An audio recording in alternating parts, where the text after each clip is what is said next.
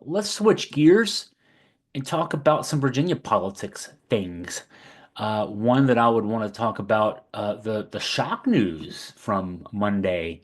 Jason Miyares, the Republican Attorney General, who I think I'm not the only one, but to say the least, assumed would be the front runner for the Republican nomination to run for governor in 2025 in Virginia, deciding to stay and run for a second term as Attorney General, which leaves the door wide open for the Lieutenant Governor, who's also a Republican, Winsome Earle-Sears, to be the heir apparent to Glenn Youngkin. Virginia, your governor can only run for one term. You can run for a second term, but you have to wait 4 years in between.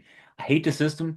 Have talked about this, written about this for 30 years. So we need to, update the times there, even just for, continuity of policy. Let's let a governor run. I'm not saying let him run forever, but 8 years instead of four. I think we would be better served if we let a governor have a chance to see some policies through.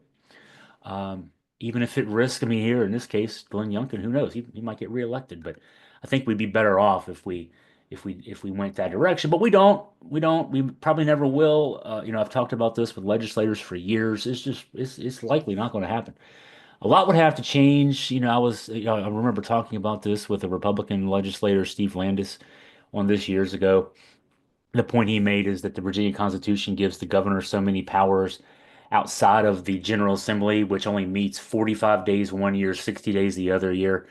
The governor is the governor for 365 days. The governor has a lot of powers of appointment and powers of policy setting that maybe other governors don't have. We'd have to really change a lot to get, just to have not to give the governor too much power for 8 years.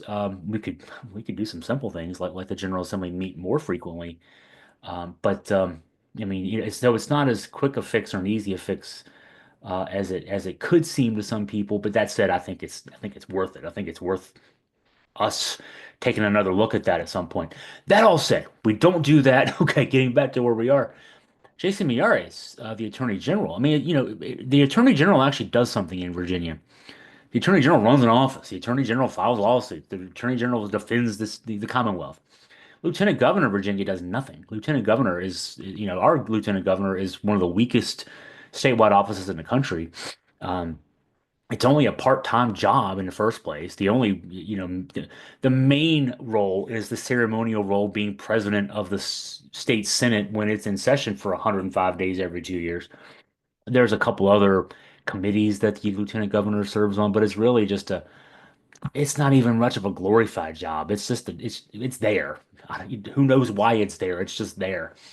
Um, but Winsome Earle-Sears had already put her name out there for the Republican nomination back a few months ago. I remember Jason Miyares was actually critical of her doing so. She did so back late summer.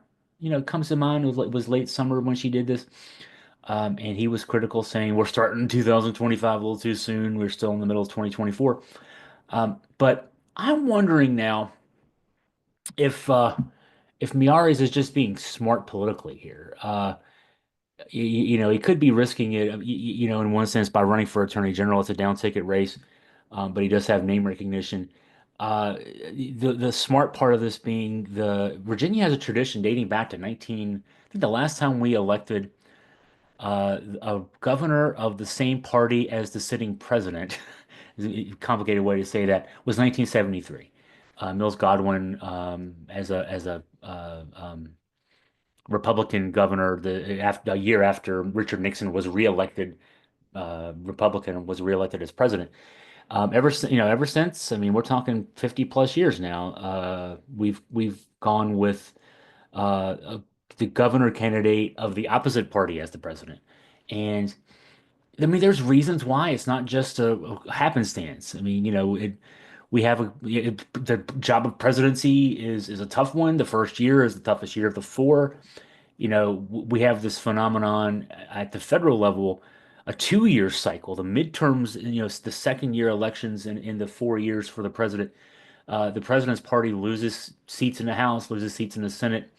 I mean, we can already look ahead and see that, likely Donald Trump, who now he's going to start January 20th with a Republican House, Republican Senate. He's not going to have either in 2020 after the 2026 cycle. It's just not going to be the case. The margins that he's going to have as working margins for the next 2 years are pretty small. And Republicans have 20 seats to defend in the Senate out of the 33 that are up that year. They're going to, they have a 6 seat advantage, but only three have to change to go to a tie, four to give Democrats control. That seems pretty doable. It's going to be a, 8 to 10 working margin in the House. That's very doable. It wouldn't be a surprise to see Democrats win 35 or 45 seats and make up 35 or 45 seats in the House in 2026. So, and that's a 2 year cycle. The one we have our governor election the year after the presidential election. And so all the challenges that a new president has, that's the first chance that voters have to, weigh in on the progress of that new administration. And it just always works out in Virginia that we vote the other way. So Miyares could be reading those tea leaves and saying, I'd kind of like to not lose. Wait until 2028 and we'll see how that goes. At 2028/2029 and see how that goes. And let Winsome Earle-Sears go one-on-one with Abigail Spanberger. So what Republicans are doing here then is, they're not going to have a race, a battle for the nomination between a sitting lieutenant governor, sitting attorney general. They're not going to spend millions knocking each other down a few pegs and then emerge. Whoever emerges has to go against Abigail Spanberger. Democrats had already settled their situation for the top of their ticket. Abigail Spanberger announced first soon to be former congresswoman from the 7th district didn't run for re-election this year. She's focusing on governor for next year. Um, LeVar Stoney, the Richmond mayor, was in the gubernatorial race on the Democratic side for a few months, decided to refocus his efforts on lieutenant governor. So Democrats already have a candidate. Now Republicans have a candidate. Hey, we're going to have our first female governor. I mean, unless someone emerges on either side, more likely to be on the Republican side, but I don't see that happening on either side, really, especially Republican side. So we're going to have our first female governor after the 2025 cycle. Hey, only took us a while. Um, but yeah, I think Miyares is just kind of waiting things out. I mean, the gamble here is, a lot of voters vote straight ticket. Down, we've had obvious examples in relatively recent years where a Republican has won when Democrats are sweeping, the other seats. I don't think we've had necessarily the opposite.